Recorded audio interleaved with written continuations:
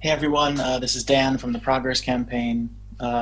We are going to do another live forecast Q&A where we're going to get to a lot of questions that we've gotten from y'all about not just about our forecast model, but about the 2020 election, both for president and Senate, and what that means. When are we going to get results, and what we'll know, etc. We're hopefully. I'm waiting. I'm going to dive into the questions. I am waiting for other folks from the data team to join us. They might come in whenever their schedule permits, so you don't have to hear me rambling for the entire however long this will last. And hopefully over the next couple of days, we will manage to find some time in the schedule to do joint Q&A sessions with the Lean Toss-Up, Plural Vote, and JHK Forecast. Looking forward to talking to them and getting to those discussions. I think it'll be very good to sort of contrast and compare and get a better sense of how the election is going if you're seeing it from the perspective of several people who are forecasting this election. So I'm going to dive right into questions. We're going to wait and see if other folks are going to join from our data team. If not, you got me. So the first one comes from Space Stuff and Things from Twitter.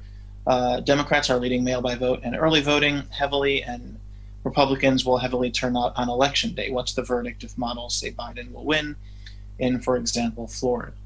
So as from a forecasting perspective, we're obviously looking at all these different numbers. We are waiting.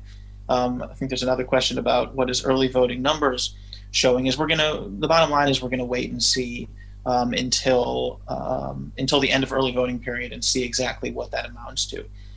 We've already adjusted a couple of states which have shown early voting totals exceeding our expectations. But if you take Florida, for example, we're mostly focused on the end result, meaning we're going to have early voting, we're going to have vote by mail, and then we're going to have election day voting.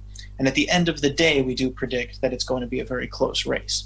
There are two paths, though, in general, that you have to take into account when you're looking at this, at the difference between Democrats who are overwhelmingly voting by mail or early, and then Republicans who are expected to vote on election day, is that, number one, there still can be, Democrats are getting their votes locked in early, but we can still have a situation where something comes up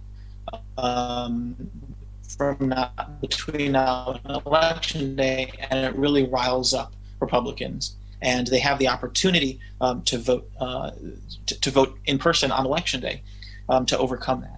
And so we might see that, and that's something that we're only going to know on election day. The second part is that because COVID and the pandemic are raging, we need to remember that in a lot of these cases, especially with a media narrative of Democrats outvoting registered Democrats, outvoting registered Republicans by such high margins, in early voting and vote by mail, there's a potential that come election day, folks are going to say, well, you know what, Joe Biden is ahead by so much. What's the difference about if I show up to vote or not? And as we know, these are mostly Republican voters, so that can skew the race results. Another point or two in some of these states, especially if it's considered a safe Republican state, for example. Not a lot of people are talking about states like South Carolina, Missouri, Montana, Kansas, and even Texas. So if you have this narrative of Democrats doing so well, and you're saying, okay, whatever, then that might push some of this aside. So in Florida, it's the same way. We're expecting a lot of people to show up, well over 1 million more than did in 2016. But the difference between early vote by mail, and election day vote is only going to be apparent when the early voting and vote by mail tallies are over, and we're going to really just know on election day. So I don't think anybody should be reading too much into these big discrepancies until we know exactly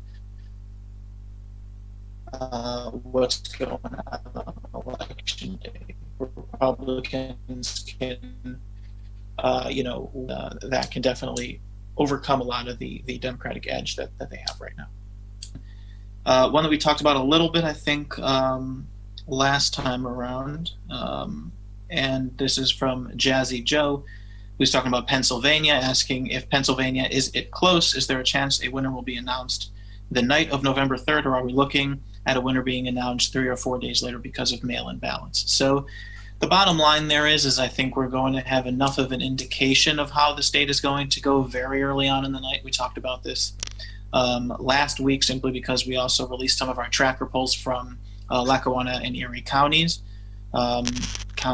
which we've been tracking since late April. And so what that means is that we are going to know pretty early on in the night how we expect Pennsylvania to go, especially if we see these big shifts in places like Erie County, the Pittsburgh suburbs, and the area around Scranton, which is Lackawanna and Luzerne counties. But I don't think that any network is going to officially call Pennsylvania, simply because of the reason that there are provisions in which will affect Philadelphia in particular, where if your mail vote is not in its secrecy envelope, for example, they don't count that. So why we won't be able to call on election night, I think, is because we're going to have to wait to see how many of those votes are going to be cast. Some think it can be 100,000, some think it can be up to 200,000, and then we actually can see a situation where Joe Biden. But then if you have 200,000 disqualified votes in Philadelphia, then that's probably if it's November 4th and he lost the election, that's probably why. So I don't think we're going to have a call, but I think we're going to have, our needles on election day are going to show Biden with a very high chance of winning Pennsylvania if the numbers come in the way we project them to as of today. So the next question comes from Rice. He asks, what are the early voting numbers showing? So right now, as we talked about in our last week's Q&A series, the early vote totals show high Democratic enthusiasm, especially in areas where you're seeing folks staying in line for 7 or 8 hours in order to vote. And that's in particular the thing that we did not expect to be, we didn't expect enthusiasm to be this high. And we definitely adjusted vote totals in places like Texas and other areas based on these numbers. But again, this is only a relatively small fraction of the vote, right? It's about 50 or 60%. We still have 40% of the vote that we expect to turn out left to show up in a lot of these states. So I think it's a great sign of optimism for Democrats in general. If you're a Democrat and you're seeing these early vote totals, you're optimistic, you're motivated, you're enthusiastic. But specifically because a majority of Republicans are expected to vote on election day, I don't think you should read too much into this or become complacent based on that. And and our model doesn't break this down by early vote, by vote by mail, or by election day vote. So we're seeing overall turnout boost, and that does affect the model, but we're not breaking this down. So at the end of the day, we think that all of these, election day versus anything before, are going to converge, and we're going to see a much tighter race, and particularly in a lot of these swing states like North Carolina, Florida, where right now Democrats have a big advantage, but Republicans are expected to make that up on election day.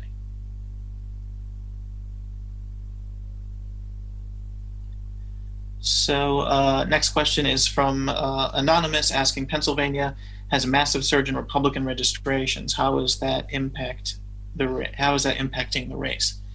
Well, it's misleading to say that, and then that's simply because most of the registration we're seeing, and again, this is not all, but most of this registration that we're seeing is in these Appalachia regions, are in the rural areas of Pennsylvania, which are ancestrally Democratic, meaning they were registered as Democrats for decades, but they've been reliable Republican voters pretty much since 1996. That's probably the last time a lot of these voters voted for a Democrat. So what we're seeing is just the Trump campaign putting a lot of emphasis, and the Republican National Committee putting a lot of emphasis into making sure that reaching out to these voters and officially changing their party registration.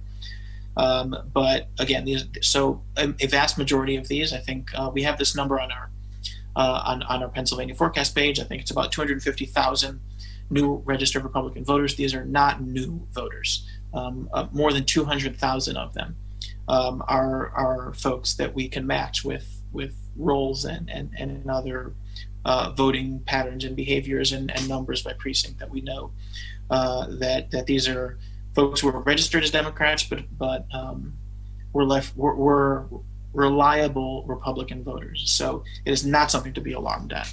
The thing that's alarming in Pennsylvania is actually on the other side, because we're seeing a big surge in registration among Democrats, particularly in these suburban counties and precincts where we have not seen it before. And that's really where the big movement from one party to another is happening in live, in real time, versus something that happened 2 or 3 decades ago in some cases. Okay, so Janet asks, how many people look at your forecast while you have an election day model? I don't know the exact number of how many people look at our forecast. I don't know if that meant like daily or overall.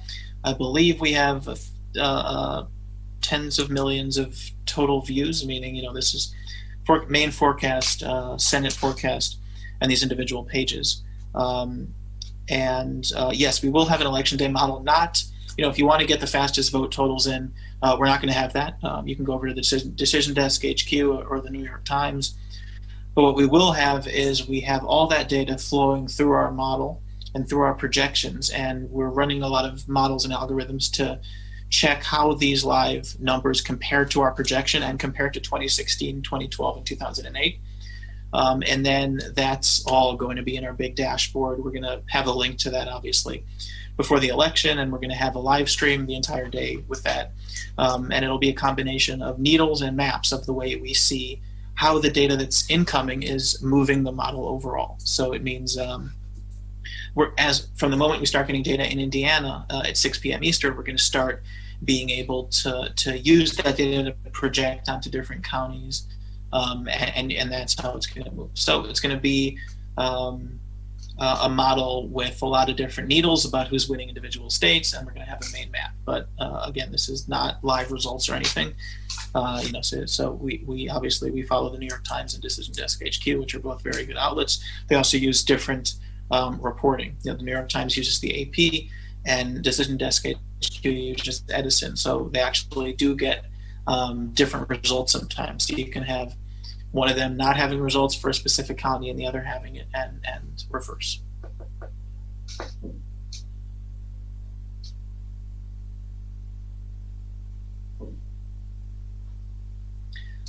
So another question from Anonymous is, how does your model adjust for the large turnout we've seen in Texas and Georgia?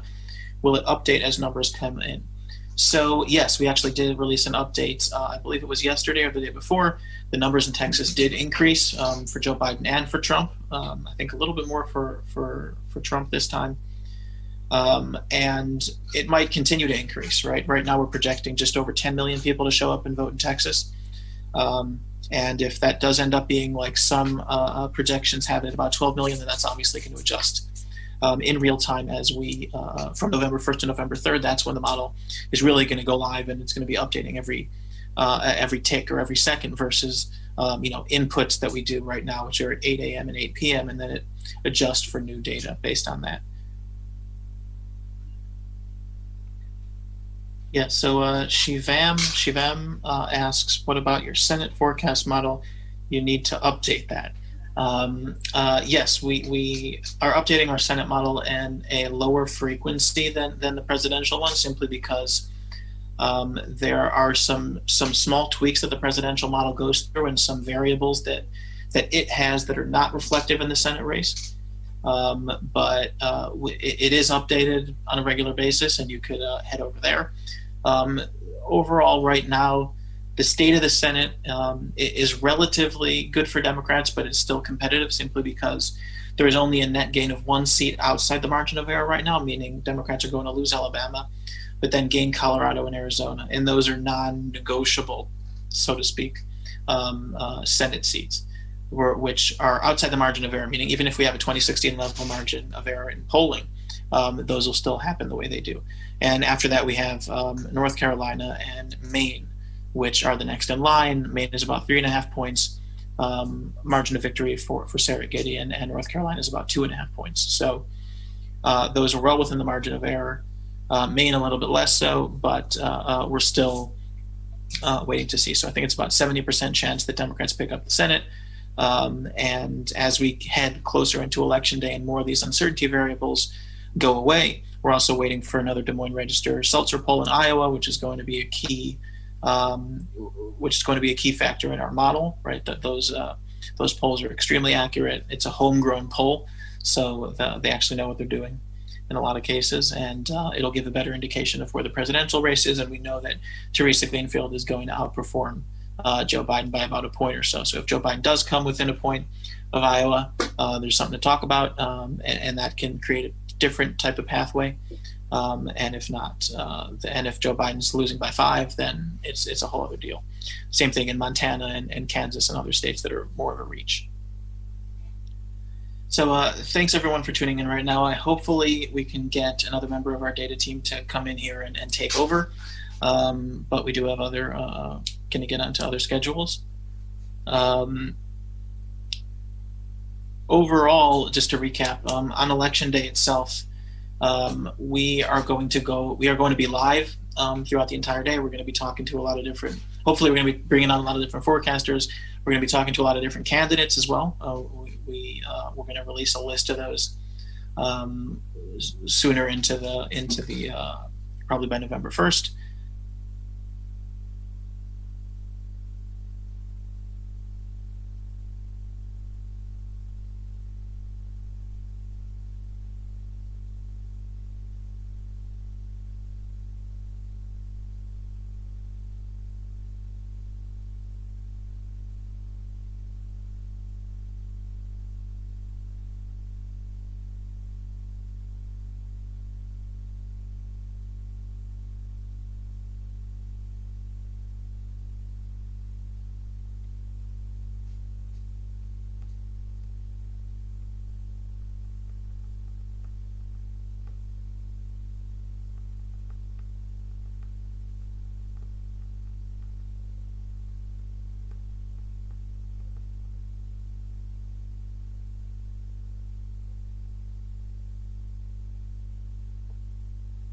Mind, dear friends, your vote is precious, almost sacred.